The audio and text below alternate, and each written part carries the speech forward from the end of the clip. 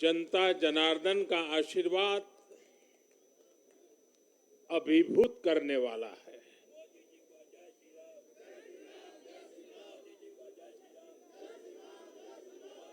श्रीमान जेपी नड्डा जी के नेतृत्व में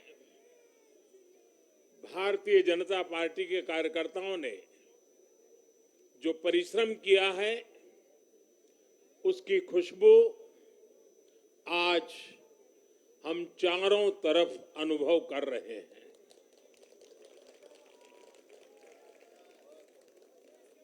जहां भारतीय जनता पार्टी प्रत्यक्ष नहीं जीती, वहां भाजपा का वोट शेयर भाजपा के प्रति स्नेह का साक्षी है। मैं गुजरात और हिमाचल और दिल्ली उस जनता का बहुत विनम्र भाव से आभार व्यक्त करता हूं। भाजपा के प्रति ये स्नेह देश के अलग अलग राज्यों के उपचुनाव में भी दिख रहा है। यूपी के रामपुर में भाजपा को जीत हासिल हुई है।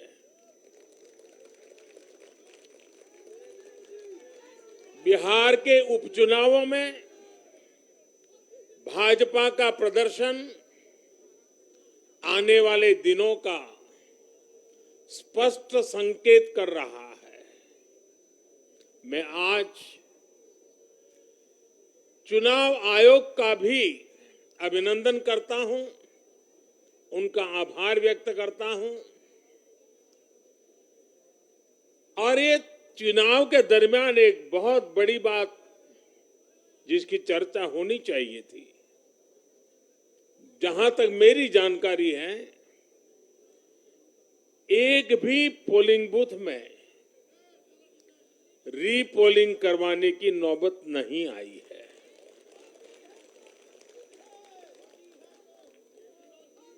मतलब कि सुख और शांतिपूर्ण रूप से लोकतंत्र की भावनाओं को पूरी तरह लेटर एंड स्पिरिट में स्वीकार करते हुए मतदाताओं ने लोकतंत्र के उस उत्सव को बहुत बड़ी ताकत दी है।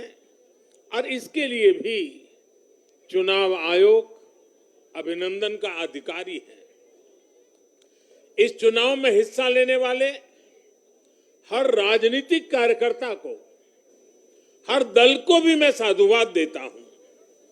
साथियों, आज मैं हिमाचल के हर मतदाता का भी बहुत बहुत आभारी हूं।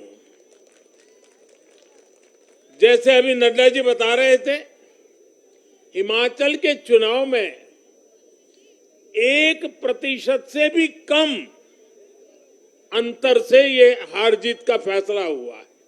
1% से भी कम। इतना कम अंतर से हिमाचल में कभी नतीजे नहीं आए हैं। हिमाचल में हर 5 वर्ष में सरकारें बदली हैं, लेकिन हर में जब बदलाव हुआ है, कभी 5%, कभी 6%, कभी 7%। जीतने वाले और हार वाले के बीच में अंतर रहा है। इस बार 1% से भी कम। इसका मतलब है कि जनता ने भी भारतीय जनता पार्टी को विजय बनाने के लिए भरसक प्रयास किया है। मैं हिमाचल की जनता को आश्वस्त करता हूं कि भाजपा भले ही 1% से पीछे रह गई, लेकिन विकास के लिए हमारी प्रतिबद्धता 100% रहेगी।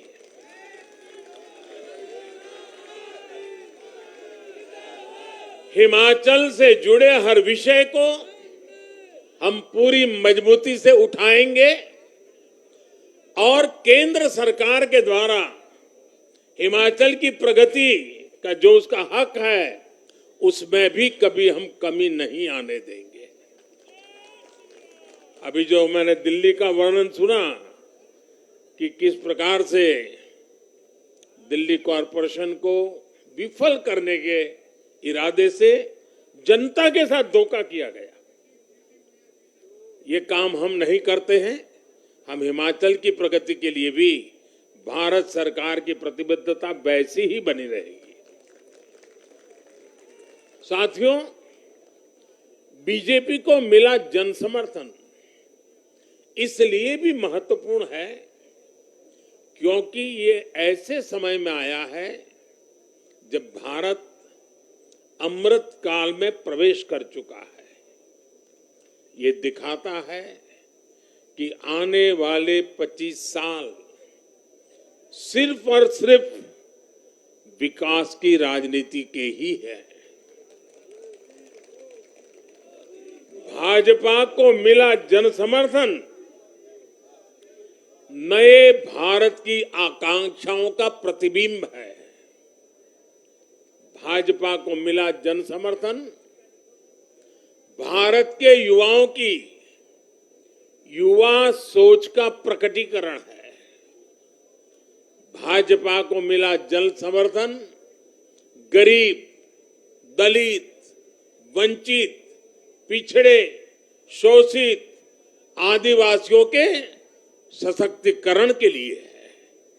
लोगों ने भाजपा को वोट दिया क्योंकि भाजपा का हर सुविधा को प्रत्येक गरीब, मध्यम वर्गीय परिवार तक जल्द से जल्द पहुंचाना चाहती है।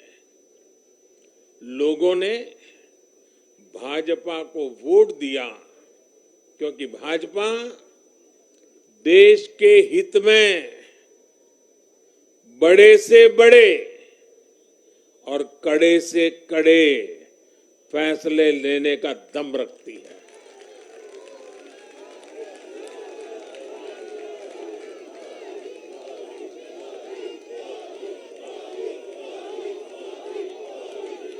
भाजपा का बढ़ता जन समर्थन ये दिखाता है कि परिवारवाद और भ्रष्टाचार के खिलाफ जन आक्रोश लगातार बढ़ रहा है। और मैं इस बात को स्वस्थ लोकतंत्र के लिए एक शुभ संकेत के रूप में देखता हूं। और साथियों, इस बार वाकई गुजरात ने तो कमाल ही कर दिया है।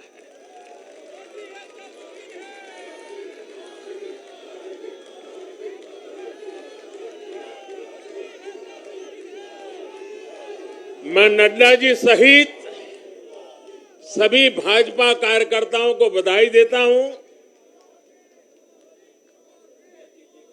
और विशेष रूप से मैं गुजरात की जनता को भी नमन करता हूं। चुनावों के दौरान मैंने गुजरात के भाई बहनों और युवाओं से कहा था कि इस बार नरेंद्र का रिकॉर्ड टूटना चाहिए। और मैंने वादा किया था कि भूपेंद्र नरेंद्र का रिकॉर्ड तोड़े, इसलिए नरेंद्र जी जान से मेहनत करेगा।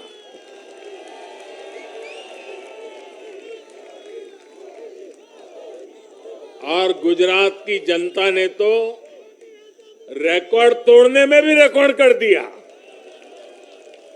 उसने गुजरात की स्थापना से लेकर के अब तक सारे रिकॉर्ड तोड़ दिए। गुजरात के इतिहास का सबसे प्रचंड जनादेश भाजपा को देकर गुजरात के लोगों ने नया इतिहास बना दिया है। 2.5 दशक से निरंतर सरकार में रहने के बावजूद इस प्रकार का प्यार अभूतपूर्व है, अद्भुत है। लोगों ने जाति, वर्ग, समुदाय और हर तरह के विभाजन से ऊपर उठकर भाजपा को वोट दिया है।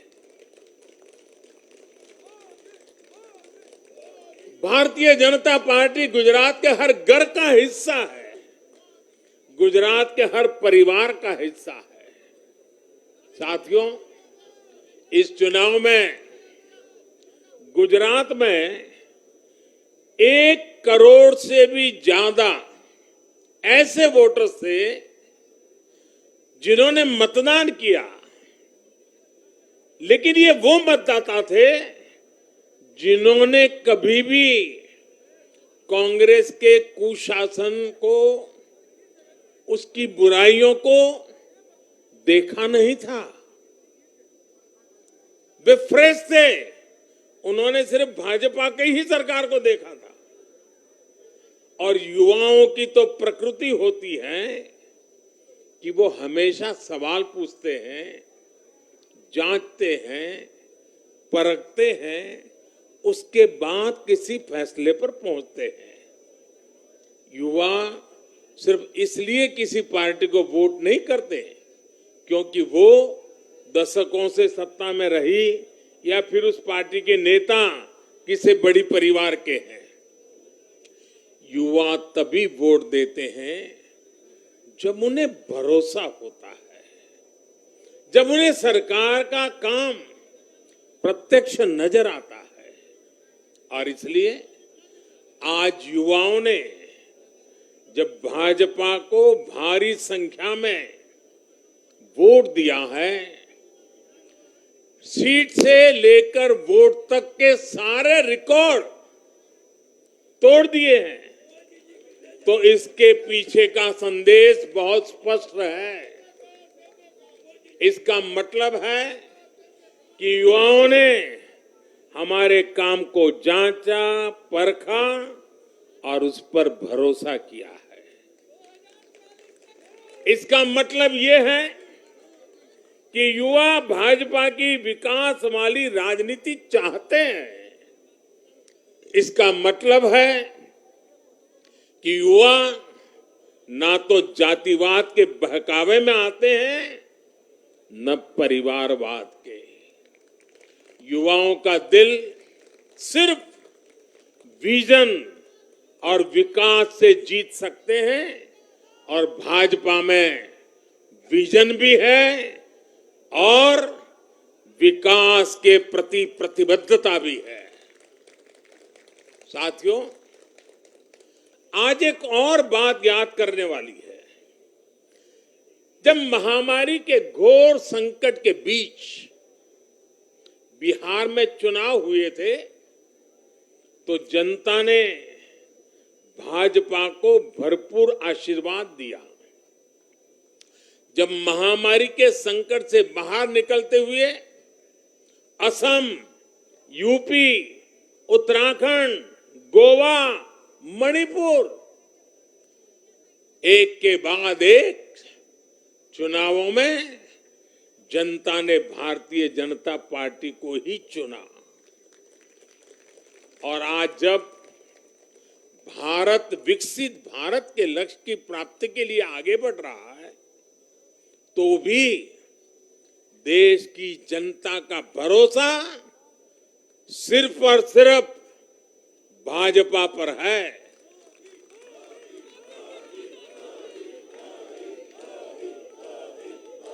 मैं बड़े बड़े एक्सपर्ट्स को भी ये याद दिलाना चाहता हूं कि गुजरात के इस चुनाव में भाजपा का आह्वान था, विकसित गुजरात से विकसित भारत का निर्माण। गुजरात के नतीजों ने सिद्ध किया है कि सामान्य मानवी में विकसित भारत के लिए कितनी प्रबल आकांक्षा है। संदेश साफ है, जब देश के सामने कोई चुनौती होती है तो देश की जनता का भरोसा भाजपा पर होता है। जब देश पर कोई संकट आता है तो देश की जनता का भरोसा भाजपा पर होता है। जब देश बड़े लक्ष्य तय करता है तो उनकी प्राप्ति के लिए देशवासियों का भरोसा भाजपा पर होता है। जब देश की आकांक्षाएं चरम पर होती हैं तो भी उनकी पूर्ति के लिए देश की जनता का भरोसा भाजपा पर ही होता है। साथियों, भाजपा के आज हम जहां पहुंचे हैं, राज्यों में हो, स्थानीय स्वराज्य की निकायों में हो या केंद्र में हो, ये ऐसे ही नहीं पहुंचे हैं। 5 पीढ़ियां जनसंघ के जमाने से तपस्या करते हुए परिवार के परिवारों खपते रहे, तब जाकर के ये दल बना है, तब जाकर के हम यहां पहुंचे हैं।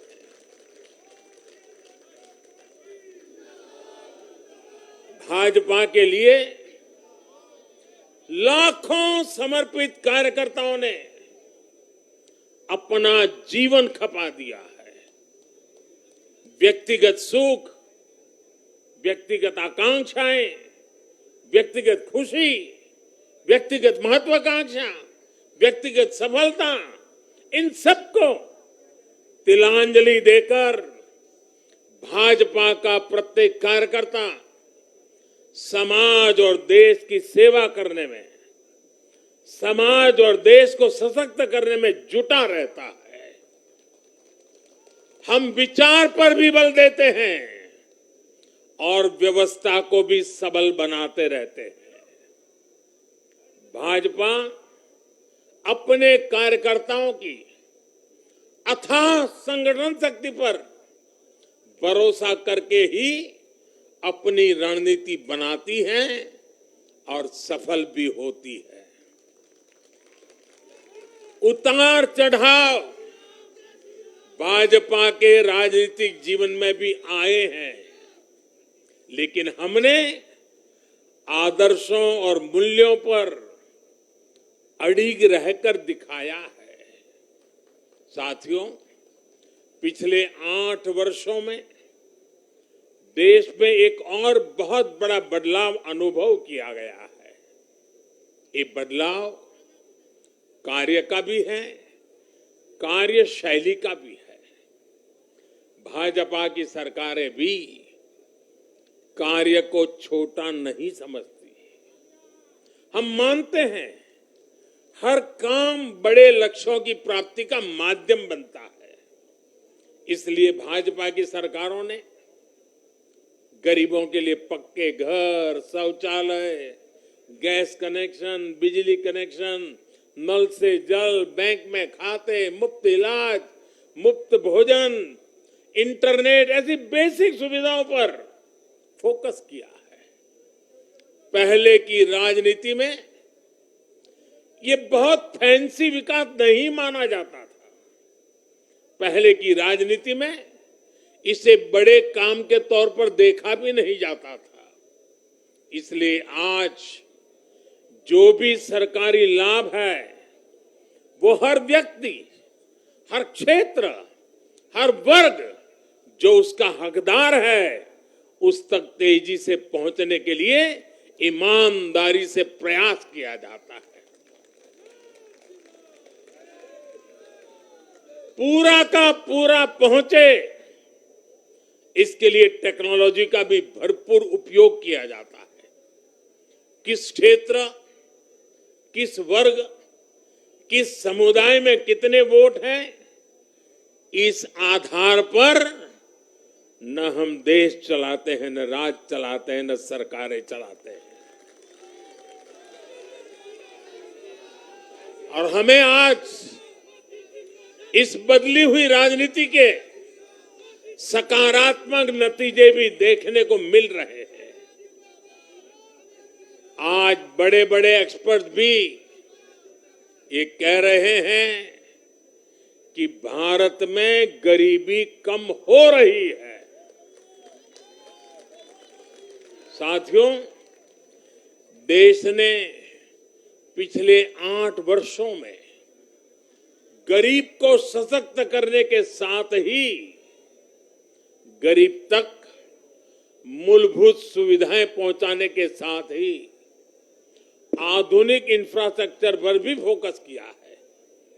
रोड हो, रेल हो, एयरपोर्ट हो, टनल्स हो, सोलर पावर प्लांट हो, स्टेडियम हो, ऑप्टिकल फाइबर नेटवर्क हो, जो भी हो, सबसे उत्तम हो, सबसे श्रेष्ठ हो, ये आकांक्षा लेकर आज भारत चल रहा है। और साथियों, मैं एक और बात आपको याद दिलाना चाहूंगा। हम सिर्फ घोषणा करने के लिए घोषणा नहीं करते, हम राष्ट्र निर्माण के व्यापक मिशन के लिए निकले हुए लोग हैं। इसलिए सिर्फ 5 वर्ष के राजनीतिक नफा नुकसान को देखते हुए हम कोई भी घोषणा नहीं करते। हमारी हर घोषणा के पीछे एक दूरगामी लक्ष्य होता है, एक रोड मैप होता है। ये बात स्पष्ट है कि देश आज शॉर्टकट नहीं चाहता। देश का मतदाता आज इतना जागरूक है कि क्या उसके हित में है, क्या उसके अहित में है, वो अच्छी तरह जानता है। देश का वोटर जानता है कि शॉर्टकट की राजनीति का कितना बड़ा नुकसान देश को उठाना पड़ेगा। आज देश में कोई संशय नहीं कि अगर देश रहेगा, देश समृद्ध होगा, तो सबकी समृद्धि तय है।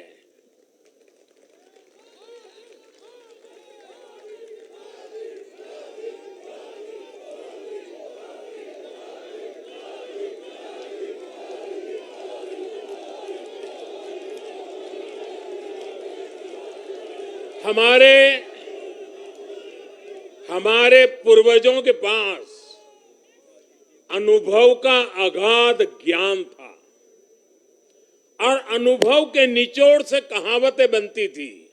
और हमारे यहाँ हमारे पूर्वजों ने हमें विरासत में दी हुई एक कहावत है, आमदनी अठन्नी और खर्चा रुपया। अगर ये वाला हिसाब रहेगा तो क्या स्थिति होगी, ये हम दुनिया में हमारे अड़ोस पड़ोस में आज भली भांति देख रहे हैं। और इसलिए आज देश बहुत सतर्क है। देश के हर राजनीतिक दल को ये याद रखना होगा कि चुनावी हथकंडों से किसी का भला नहीं हो सकता। साथियों, आज के जनादेश में एक और संदेश है। समाज के बीच दूरियां बढ़ाकर राष्ट्र के सामने नई चुनौतियां खड़ी करके जो राजनीतिक दल तत्कालिक लाभ लेने की फिराक में रहते हैं, उन्हें देश की जनता, देश की युवा पीढ़ी देख भी रही है और समझ भी रही है।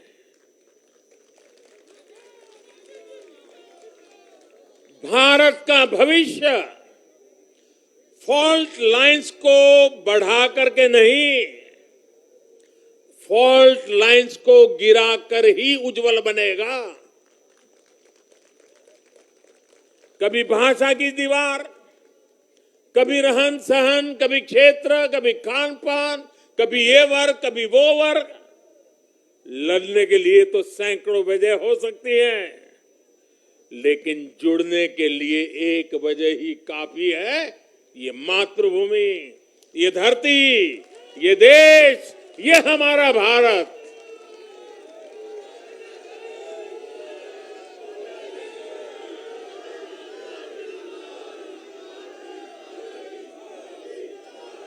जीने के लिए और मरने के लिए इससे बड़ी वजह कोई और नहीं हो सकती।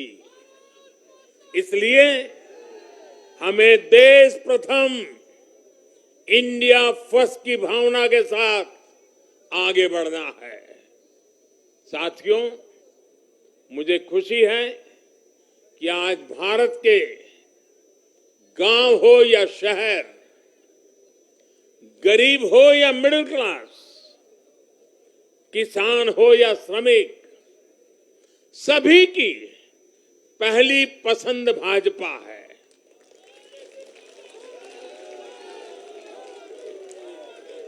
भाजपा को गुजरात के आदिवासी क्षेत्रों का भी अभूतपूर्व आशीर्वाद मिला है।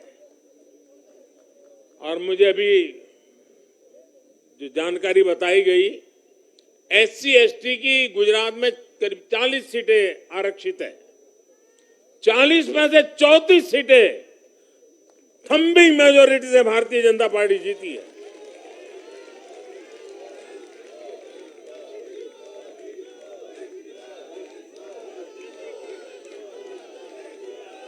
आज आदिवासी भाजपा को अपनी आवाज मान रहे हैं। आज भाजपा को आदिवासी समुदाय का जबरदस्त समर्थन मिल रहा है। इस बदलाव को पूरे देश में महसूस किया जा रहा है। ऐसा इसलिए हो रहा है क्योंकि दशकों तक जिन आदिवासियों की आकांक्षाओं को नजरअंदाज किया गया, वो अब देख रहे हैं कि भाजपा लगातार उनकी उम्मीदें पूरी करने में जुटी है। ये भाजपा ही है जिसके प्रयासों से देश को पहली आदिवासी राष्ट्रपति मिली है। ये भाजपा ही है जिसने आदिवासी कल्याण के लिए बजट बढ़ाया और आदिवासी क्षेत्रों में विकास को रफ्तार दी।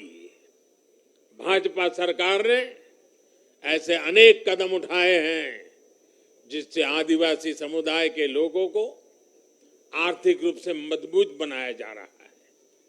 देश भर में आदिवासी स्वतंत्रता सेनानियों के म्यूजियम बनाकर भाजपा आजादी के उन वीर योद्धाओं को सम्मान दे रही है। भगवान बिरसा मुंडा के जन्मदिन को भाजपा सरकार में ही जनजातीय गौरव दिवस घोषित किया गया है। हमारे इन प्रयासों ने आदिवासी युवाओं को उनके स्वाभिमान को ऊंचा किया है। आज भाजपा आदिवासियों को सशक्त करने के लिए हर संभव प्रयास कर रही है। साथियों, आजकल हर चुनाव नतीजों के बाद ये चर्चा भी बहुत होती है कि देश की माताएं, बहनें, बेटियां भाजपा पर इतना आशीर्वाद क्यों बरसाती है।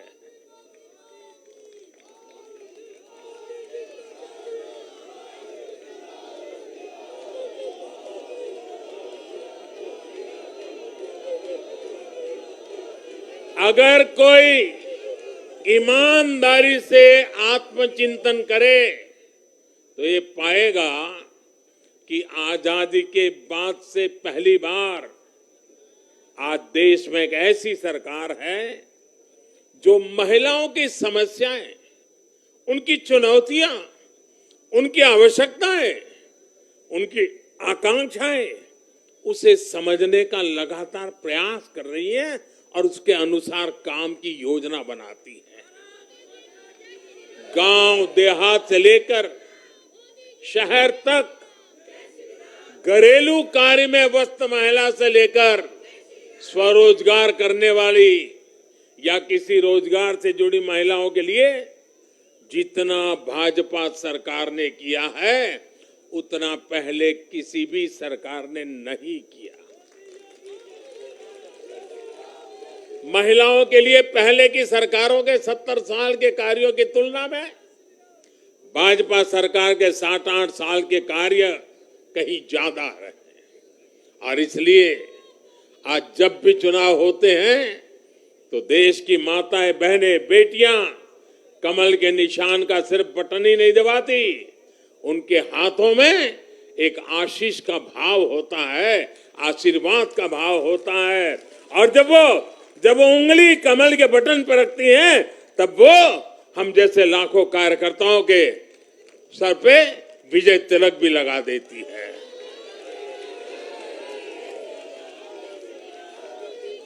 महिलाओं के मुद्दे भाजपा के लिए चुनावी मुद्दे नहीं है, बल्कि भाजपा की हर योजना का वो प्राण तत्व है।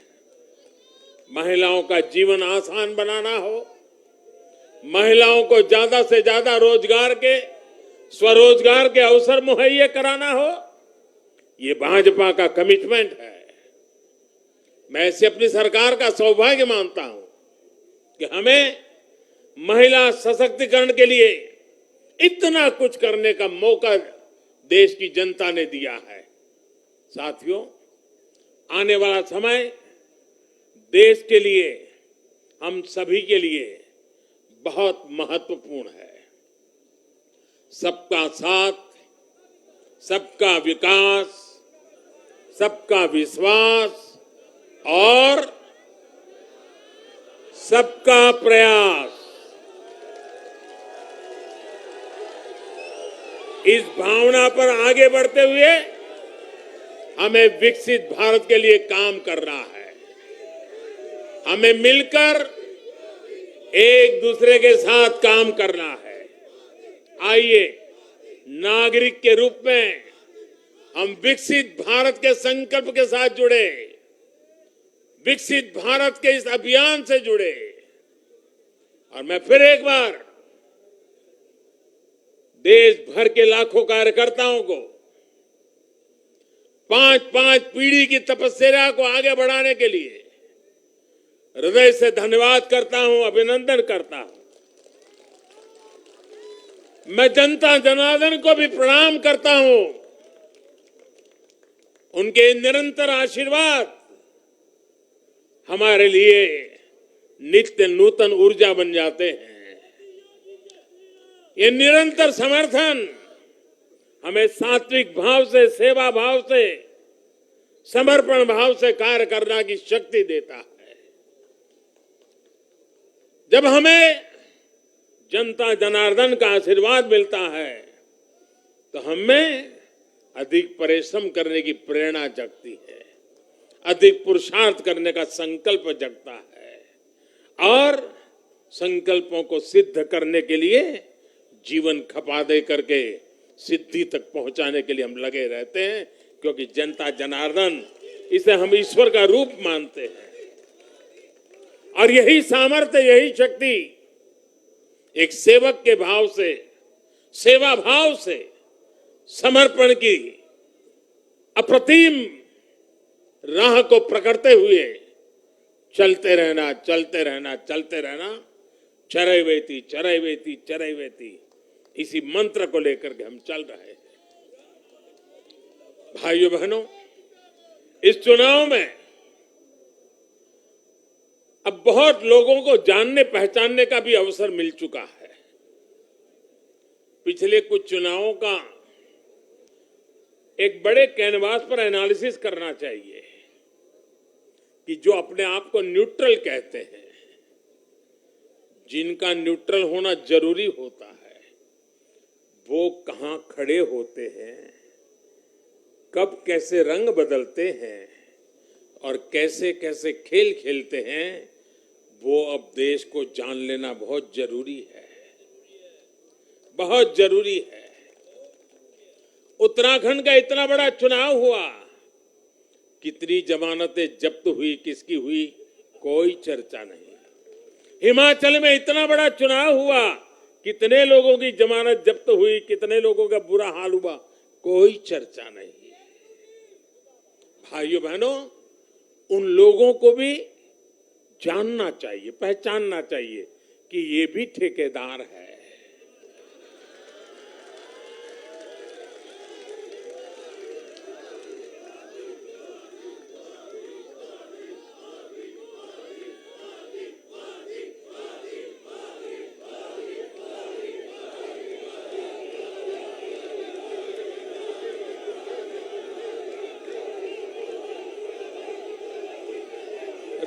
राजनीति में सेवा भाव से एक मूक सेवक की तरह काम करना वो जैसे डिस्क्वालिफिकेशन माना जा रहा है। ये क्या नौबत आई है? ये कैसे नए मापदंड लगाए गए हैं? अब देखिए, मुझे खुशी हो रही है कि हमारे गुजरात के सीएम भूपेंद्र भाई पटेल करीब करीब 2 लाख वोटों से जीते हैं। असेंबली सीट पे लोकसभा में भी कोई 2 लाख से जीते तो बहुत बड़ी बात मानी जाती है। असेंबली में करीब करीब 2 लाख वोट से जीतना, लेकिन ठेकेदारों का उनका तराजू कुछ और है। और इसलिए भाइयों बहनों, हमें निरंतर विपरीत इन जुल्मों के बीच में आगे बढ़ना है। हमें अपनी सहन शक्ति को बढ़ाना है, हमें अपनी समझ शक्ति को बढ़ाना है, और हमें हमारे सेवा भाव का विस्तार भी करना है, हमारे सेवा भाव की गहराई भी बढ़ानी है, और सेवा भाव से ही जीतना है। क्योंकि जो जहां बैठा है वो बदलने वाला नहीं है, उसका इरादा नेक नहीं है जी। और इसलिए हमारी कसौटी है, हर पल हमारी कसौटी है। और मैं तो कभी कभी मानता हूं, और खास करके 2002 के बाद मैं विशेष रूप से मानता हूं, शायद मेरे जीवन का कोई पल ऐसा नहीं गया, कोई कदम ऐसा नहीं रहा जिसकी धज्जियां न उड़ा दी गई हो, जिसकी आलोचना नहीं, धज्जियां उड़ा देना, बाल नोच लेना। लेकिन इसका मुझे बहुत फायदा हुआ, क्योंकि मैं हमेशा सतर्क रहा। हर इस प्रकार की बुरी प्रवृत्ति से कुछ न कुछ सकारात्मक खोजता रहा, खुद में बदलाव लाता रहा, सीखता गया, बढ़ता गया। और जिन लोगों को चारों तरफ से उछालने वाले लोग रहते हैं, कंधे पर बिठा करके नाचने वाले लोग हैं, उनसे सुधरने की भी संभावना नहीं होती है। वो तो जो है वहां से भी बिगड़ेंगे। और इसलिए आलोचनाओं ने भी हमें बहुत सिखाया है। हर आलोचना में से हमारे काम की चीज हमें खोजते रहना है, हमें अपनी शक्ति को बढ़ाते रहना है, और कठोर से कठोर झूठे आरोपों को सहने का सामर्थ्य भी बढ़ाना होगा साथियों, क्योंकि अब जुल्म बढ़ने वाला है। अब मान के चलिए, मुझ पर भी बढ़ने वाला है, आप सब पर भी बढ़ने वाला है, क्योंकि ये सहन नहीं कर पाएंगे, ये पचा नहीं पाएंगे।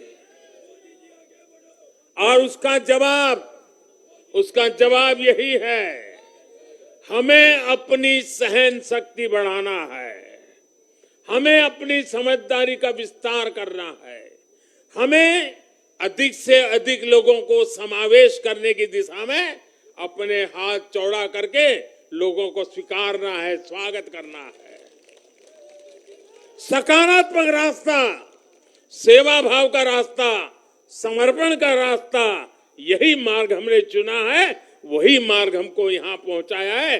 और आगे भी हमारे पुरुषार्थ से, परिश्रम से देश की आकांक्षाओं वाला ये देश भी बनेगा।